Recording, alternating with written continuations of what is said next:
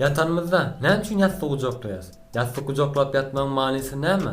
Yastık kucaklap yatmanın sağlığa peydası var mı? Bir yerini küyseyen adamlarda yastık kucaklap yatmak has köp qavat gelen yadaydır. Käbir adamlar durmuşunda hem bir adat aksiyal bolup geçse de hiç bir duygu kıyınçılığı çekmese de yastıklarını kucaklap uklamalı saylap alyalar.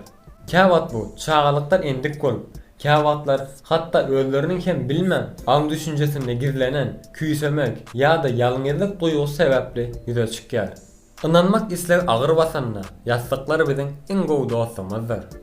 Käwat olsa yastıkları kucaklap yatmak en amatly ukýadaydyr öýdýäs. Bundan başka da yastıkları kucaklap yatmak fiziki ağırlara has gowy peydasy vardır. Beden yastıkları ýaly aýratyn yastıklar ellerimizin ağrımını denk paýlamaga kömek edýär. Neticede has çuňur diňjalýas we tutuş bedene neticeli diňjalmaga kömek edýär.